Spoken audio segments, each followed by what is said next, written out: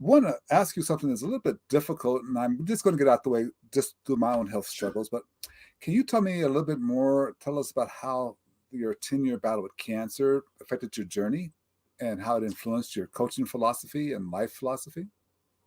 Absolutely. I'll give you a little bit of background on my cancer journey. 2012, I was a girls' high school basketball coach in Texas, and a callus break open on the bottom of my foot, right below my third toe. And initially didn't think much of it because as a coach, you're on your feet a lot. But after a couple of weeks of Mm. it not healing, I made an appointment and went to see a podiatrist, a foot doctor friend of mine. And he took an x-ray and he said, Terry, I think you have a little cyst in there and I can cut it out. And he did. Okay. And he showed it to me. It was just a little gelatin sac with some white fat in it, no dark spots, no blood, nothing that gave either one of us concern. But he sent it off to pathology to have it looked at. And then 2 weeks later, I received a call from him. And as I mentioned, he was a friend of mine. And the more difficulty he was having explaining to me what was going on, the more frightened I was becoming. Until he just laid it out for me. He said, Terry, I've been a doctor for 25 years. I have never seen this form of cancer. You have an incredibly rare form of melanoma. And most of us think of melanoma as skin exposure or sun exposure, and it affects the melon, the pigment in our skin. He said, this has nothing to do with that. This is a rare form that appears on the bottom of the feet or the palms of the hands. And because of that, he recommended I go to MD Anderson Cancer Center. So I had a surgery to remove the tumor on the bottom of my foot, had a surgery to remove all the lymph nodes in my groin. And at the time, melanoma was pretty much a death sentence. They did not have really anything to deal with it. So my oncologist put me on a weekly injection of a drug called interferon just to try to keep the cancer from coming back. The side effects of the interferon were that I had severe flu-like symptoms for 2 to 3 days every week after each injection. And I took those weekly injections for almost 5 years. So imagine having the flu every week for 5 years. And as I said, as my oncologist used to tell me, Terry, we're just trying to kick the can down the road and buy you more time. 5 years of interferon became so toxic to my body that I ended up in the intensive care unit with a fever of 108 degrees, which is usually not compatible with being alive. Somehow I survived that, but I had to stop the interferon, and almost immediately the cancer came back in the exact same area on my foot. That was 2017. 2018, I had my left foot amputated.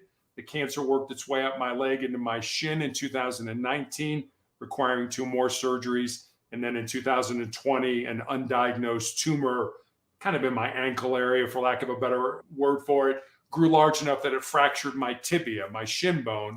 And my only recourse right in the middle of the pandemic was to have my left leg amputated. And I also found out I had tumors in my lungs, and I'm still being treated for those tumors. And Glenn, I know this sounds like a very dark and ugly journey, and it certainly has been.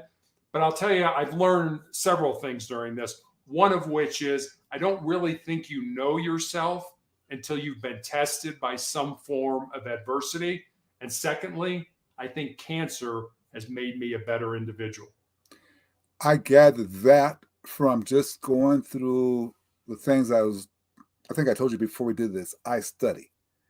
And just going through that, it touched me in so many ways because you don't realize what you can be until you get tested. Every major setback, if you will, and now I'm of the frame of mind, I think that your story tells it. You may call it a setback. That's just because you don't know what good it's going to do for you down the road. And you did that. And I realized that it could be a dark story, but it had a positive influence on your career, didn't it? Yeah, and it's had a positive influence on other people. I'll give you a story. When I'm treated every 3 weeks at the University of Colorado hospitals for the tumors that I have in my lungs. And when I first started, I've been doing this for 2.5 years now. When I first started in the infusion unit, there was a nurse there, and she was already a nurse. She's about 25 years old, but she was learning how things were done on the unit. And about 8 months later, she was taking care of me by herself. And she came in and she said, Terry, I've got this story I want to tell you, but I'm a little uncomfortable telling it to you. And I honestly, Glenn, I didn't know how to respond to that. You know, wait a minute. Yeah, it was like, I hope you find up the courage to tell me. It sounds like I would enjoy the story. So she's in and out for the next couple hours doing her thing. And Finally, she comes in and she sits down on the bed. She said, all right, here's the story. She said, when I first met you, I was going to get out of nursing. I had a good friend of mine that had died. I was in a really dark place. I was going to get out of nursing. I talked to my parents and I was going to go to work for Amazon.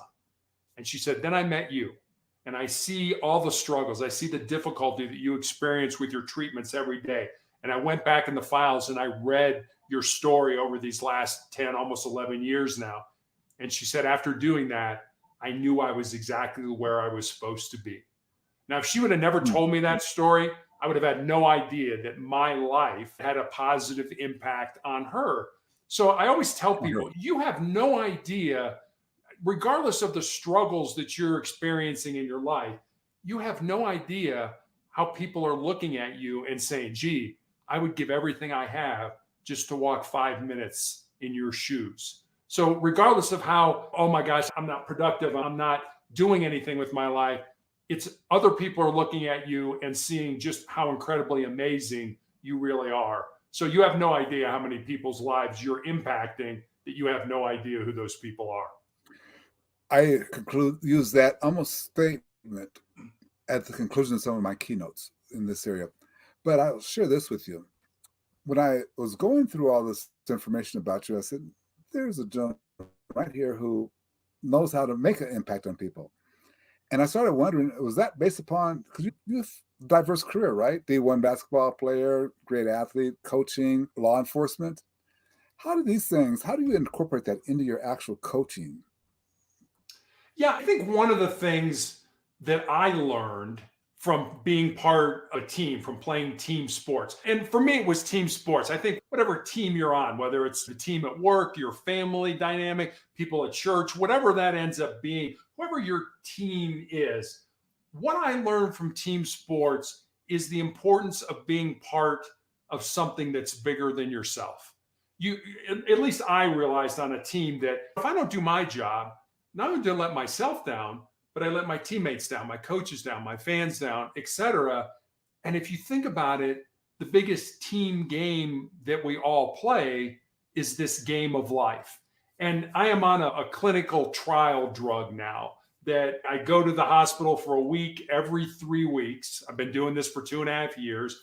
I get this drug that's infused into me. I have terrible side effects afterwards. I shake violently. I throw up. I have a headache. I have a fever, etc. And Glenn, the drug is probably not going to save my life, but it may save the life of somebody 5 years from now, 10 years from now, who I'll never meet based on the data that the doctors are gleaning from my blood tests and my scans and things like that. And the way I look at that is going back to what it was like to be part of a team.